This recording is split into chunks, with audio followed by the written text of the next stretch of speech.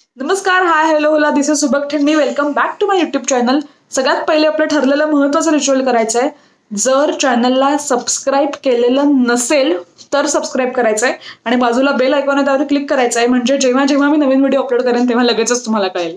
आजचा विषय हा थोडासा वेगळा या कारणासाठी की मी तुम्हाला मागे म्हटलं त्यानुसार दर शनिवारी मी काहीतरी व्लॉग करणार आहे आणि तो व्लॉग कदाचित इंग्रजीमधनं असेल.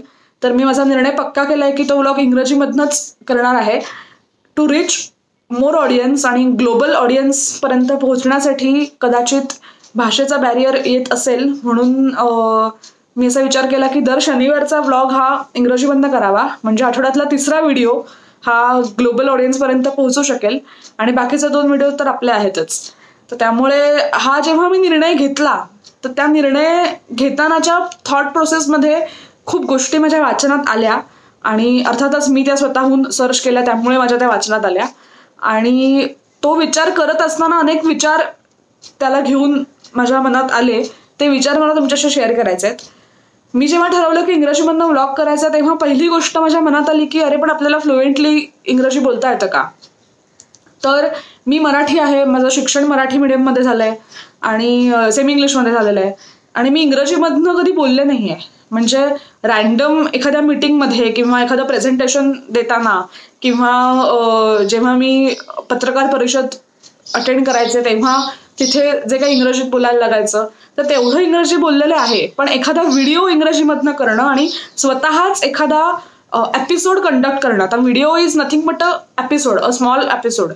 तर हा एक एपिसोड कंडक्ट करणं हे इंग्रजीमधनं मला जमेल का हा विचार करताना मला असं वाटलं की इतकं मॅन्डेटरी नाही आहे की तुमचं इंग्लिश परफेक्ट असलं पाहिजे. अर्थात एखादी गोष्ट जेव्हा तुम्ही नवीन करता तेव्हा ती मॅक्झिमम परफेक्ट असेल आणि 100% आपण त्या परफेक्शनसाठी प्रयत्न करू ह्याची काळजी प्रत्येकाने घ्यायला हवी, पण इट इज नॉट मॅन्डेटरी.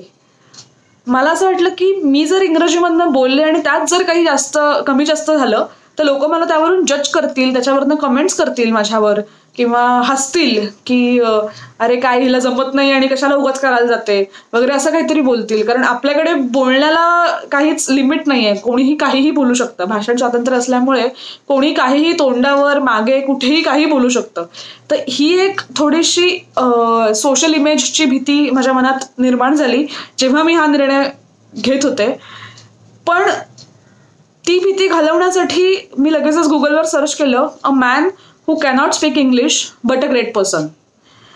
हे सर्च केल्यानंतर माझ्या पुढे अनेक सर्च रिझल्ट्स आले आणि त्याच्यामध्ये अनेक लोकांची कथा मला वाचायला मिळाली, अनेक लोकांच्या स्टोरीज मला बघायला मिळाल्या की जी लोक ज्यांना इंग्रजी बोलता येत नसून सुद्धा ती लोक त्यांच्या आयुष्यात ग्रेट झाली आहेत.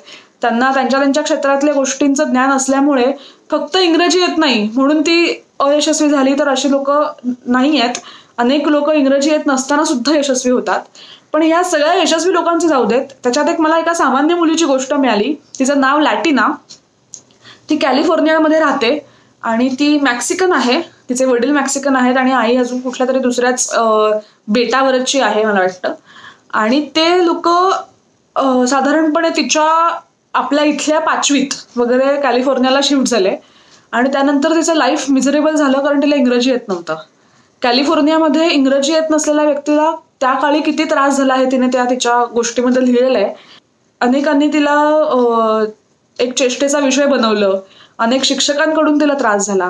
पण इतकं सगळं होऊन सुद्धा ती इंग्रजी शिकली, तिने इंग्रजी अडॅप्ट केलं, तिथलं वातावरण अडॅप्ट केलं आणि शिकून आता ती स्वतः शिक्षिका आहे. कारण तिला जो अनुभव आला तो अनुभव तिच्या पुढच्या पिढीला येऊ नये म्हणून ती शिक्षिका आहे की शिक्षक आणि मुलांमधला डायलॉग हा भाषेमुळे अडायला नको असं तिला वाटतं. म्हणून तिने शिक्षक होण्याचा निर्णय घेतला आणि आता ती शिक्षक म्हणून तिथे कार्यरत आहे कॅलिफोर्नियामध्ये.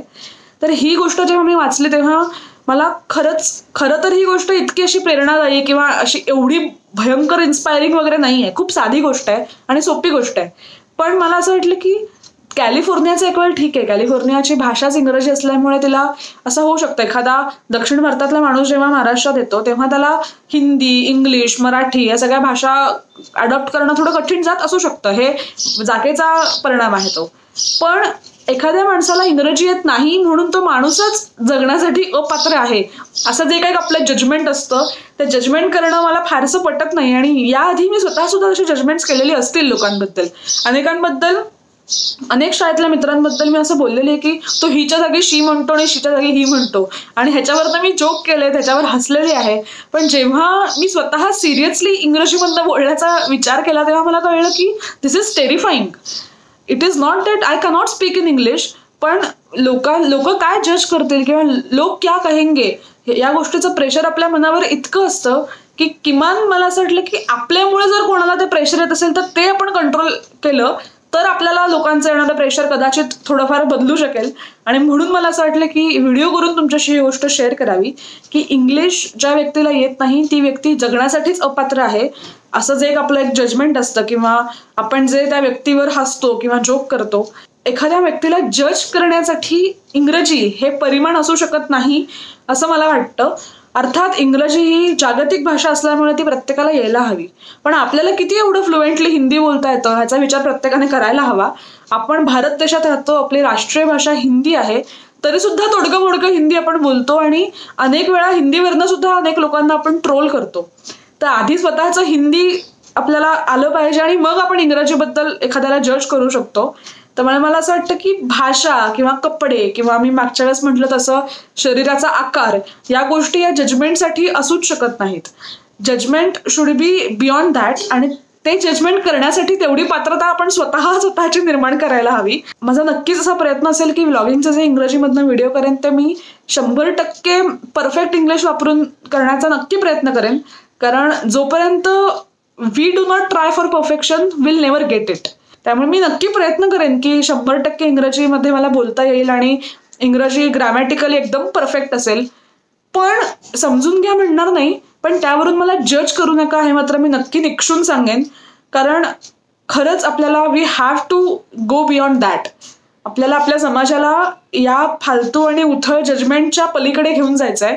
त्यामुळे भाषेवरनं किंवा कपड्यांवरनं किंवा त्यांच्या राहणीमानावरनं एखाद्याला जज करणं हे आणि त्यानुसार त्याच्याबद्दलचं मत बनवणं हे थोडंसं टाळायला हवं किंवा थोडंसं कमी करायला हवं. प्रत्येक भाषेमध्ये सौंदर्य आहे. मी भाषेची विद्यार्थिनी आहे, त्यामुळे प्रत्येक भाषेतलं सौंदर्य हे सौंदर्यच राहावं आणि ते एखाद्याच्या पात्रता ठरवण्याचं परिमाण बनू नये इतकंच मला खूप मनापासून वाटतं. तुम्हाला हा व्हिडिओ कसा वाटला मला नक्की कळवा, आणि ह्या गोष्टीबद्दल तुमचं काय मत आहे हे सुद्धा मला खालच्या कमेंट्समध्ये कळवा. सर्वात व्हिडिओच्या खालती तुम्ही स्क्रोल करत गेलात की ॲड अ पब्लिक कमेंट असा एक ऑप्शन येतो, त्या ऑप्शनवर क्लिक करून तुम्ही तुमची कमेंट लिहू शकता. मला इंस्टाग्राम फेसबुकवर सुद्धा मेसेज करू शकतात, माझे हँडल्स इथे आलेली आहेत खालती, तर ते नक्की बघा आणि मला नक्की तुमची मतं कळवा. पुढचा व्हिडिओ शनिवारी घेऊन येते, तोपर्यंत या व्हिडिओला लाईक करा, सबस्क्राईब करा आणि मॅक्झिमम लोकांपर्यंत शेअर करा. थँक्यू.